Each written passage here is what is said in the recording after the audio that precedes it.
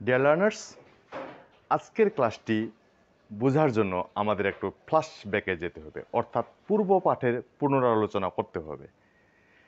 তো আজকের ক্লাসের টপিকটি হচ্ছে আমাদের কগনেট ভার্ব। এই কগনেট ভার্বের উৎপত্তি কোথা থেকে?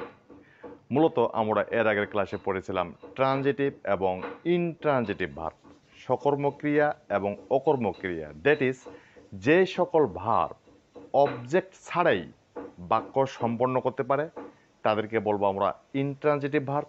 অপরপক্ষে যে সকল ভার্ব অবজেক্ট ছাড়া বাক্য সম্পন্ন করতে পারছে না তাদেরকে বলবো আমরা ট্রানজিটিভ ভার্ব। তো অবজেক্ট কি, অবজেক্ট বের করার নিয়ম কি, তাও আমরা আলোচনা করেছি। তারপর একটু জেনে নেই, মূলত ভার্বকে যখন আমরা কি বা কাকে দ্বারা প্রশ্ন করি এবং যদি কোনো উত্তর পেয়ে যাই তবেই সেটি অবজেক্ট হবে। আর যেই সকল ভার্বের এই জাতীয় অবজেক্ট রয়েছে তাদেরকে আমরা ট্রানজিটিভ ভার্ব বলবো। আর যে সকল ভার্বের এই জাতীয় অবজেক্ট নেই তাদেরকে আমরা ইনট্রানজিটিভ ভার্ব বলবো। লক্ষ্য করি, সে আমাকে একটি বই দিল। যদি এখানে আমরা হি গ্যাপ বলি, হি গ্যাপ, সে দিল, আমাদের মনে প্রশ্ন থেকে যায়, কি দিল, কাকে দিল? আমরা কিন্তু পুরোপুরি মনোভাব প্রকাশ করতে পারছি না, বিধায় হি গেভ এটাকে আমরা সেন্টেন্স বলতে পারছি না। কিন্তু যদি বলি হি গেভ মি আ বুক, সে আমাকে একটি বই দিল, প্রশ্ন করি কি দিল? একটি বই। কাকে দিল? আমাকে দিল। তাহলে কি দিল, একটি বই, কাকে দিল, আমাকে দিল, এই দুটিকে আমরা অবজেক্ট বলবো। আর এরকম অবজেক্ট আছে বলে এই গ্যাপ ভার্বটি মনে ভাব প্রকাশ করতে পারলো, তাই এটাকে আমরা ট্রানজিটিভ ভার্ব বলবো। অপরপক্ষে উই রেন, আমরা দৌড়ালাম। কি দৌড়ালাম, কাকে দৌড়ালাম, এই জাতীয় প্রশ্নের উত্তর এখানে কোনো দরকার নেই। We rain in the field, we rain in the morning, যেটাই বলি না কেন সেটাকে আমরা in the field, in the morning, এটাকে আমরা অবজেক্ট বলবো না, এক্সটেনশন বলবো। তাহলে দেখা গেল এই ভার্বটি অবজেক্ট ছাড়াই বাক্য সম্পন্ন করতে পারলো। যেহেতু অবজেক্ট ছাড়াই বাক্য সম্পন্ন করতে পারলো তাই এটাকে বলবো আমরা ইনট্রানজিটিভ। আর এই ভার্বটি অবজেক্ট ছাড়া বাক্য সম্পন্ন করতে পারলো না তাই এটাকে বলবো আমরা ট্রানজিটিভ। এখন প্রশ্ন হলো, আমরা আজকে শিখতে চলেছি কগনেট ভার্ব। হোয়াটস কগনেট ভার্ব? কগনেট ভার্ব কি?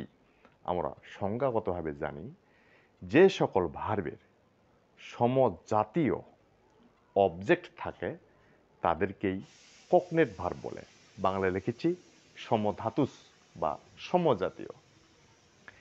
এই ভার্বগুলি সবগুলোই হচ্ছে আমাদের ইনট্রানজিটিভ ভার্ব, অর্থাৎ কোনো অবজেক্ট ছাড়াই বাক্য সম্পন্ন করতে পারছে, তাই এগুলোকে আমরা ইনট্রানজিটিভ ভার্ব বলবো। এখন এই ইনট্রানজিটিভ ভার্বগুলিকে যখন আমরা ট্রানজিটিভ ভার্বে কনভার্ট করার প্রয়োজন বোধ করব এবং একটি উপযুক্ত অবজেক্ট ব্যবহার করব, তখন সেই ভার্বটাকে বলবো আমরা কগনেট। কেন?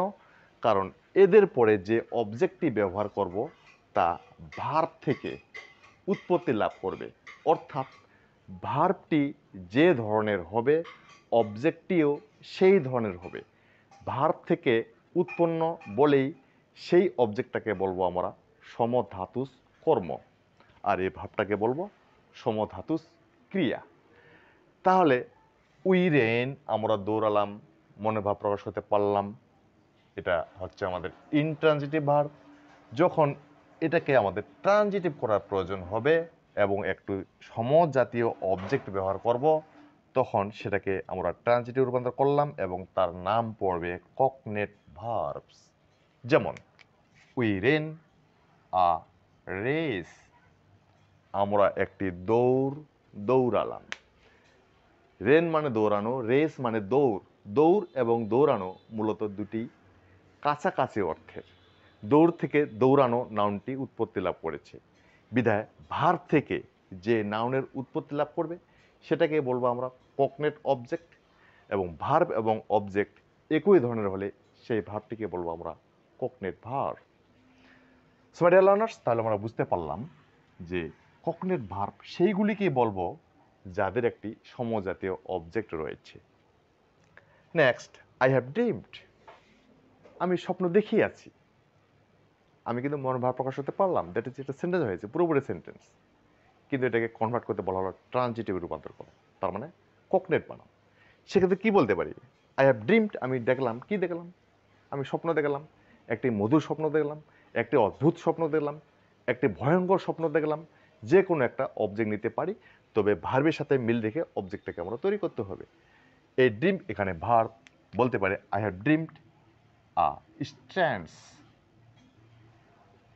স্ট্যান্স, স্ট্যান্স না দিয়ে দিতে পারে সুইট, মধুর স্বপ্ন। I have dreamed a strange dream. That is এই ড্রিমড এখানে স্বপ্ন দেখা, ড্রিম বলতে স্বপ্ন। I have dreamed a strange dream, আমি একটি অদ্ভুত স্বপ্ন দেখিয়াছি। I have dreamed a sweet dream, আমি একটি মধুর স্বপ্ন দেখিয়াছি। নেক্সট বলতে পারি দে আর সিঙ্গিং, তারা গাচ্ছে, তারা গাচ্ছে, তারা গান গাচ্ছে, আমরা মনে ভাব প্রকাশ করলাম। কিন্তু সমজ জাতীয় একটা অবজেক্ট নিয়ে নিই, they are singing a song. Sing মানে গাওয়া, কি গাওয়া? গান গাওয়া। গান এবং গাওয়া দুইটারই কাছাকাছি মিল রয়েছে, দুইটারই অর্থ কাছাকাছি। ভার্ব থেকে নাউন তৈরি করলাম, নাউন থেকে ভার্ব তৈরি করলাম। কাজেই এটি cognate verb, cognate object, cognate verb, cognate object, cognate verb, cognate object. They laughed, তারা হাসলো, মনোভাব প্রকাশ করলাম, বাক্য হলো। কিন্তু এটাকে ট্রানজিটিভ বানাতে বলতে পারি তারা একটি অট্র হাসি হাসলো। তাহলে কি বলবো? দে লাফড আ লাফটার, দে লাফড আ লাফটার, তারা একটি অট্র হাসি হাসলো। সো মাই ডিয়ার লার্নার্স, তাহলে আমরা জানতে পারলাম ককনেট ভার্ব কাকে বলে। ককনেট ভার্ব মূলত একটি ট্রানজিটিভ ভার্ব, এর বেসটি হবে আমাদের ইনট্রানজিটিভ ভার্ব। তাই কিছু কিছু ইনট্রানজিটিভ ভার্বকে সমজাতীয় একটি অবজেক্ট ব্যবহার করে সেগুলিকে যখন আমরা ট্রানজিটিভে রূপান্তর করব, তখন সেই ভার্বটিকে বলবো আমরা ককনেট ভার্ব এবং তার অবজেক্টটাকে বলবো cognate object. So my dear learners, ভিডিওটি ভালো লেগে থাকলে আমার নতুন চ্যানেলটির জন্য প্লিজ একটু সাবস্ক্রাইব করে দেবেন। Thank you very much for watching my video.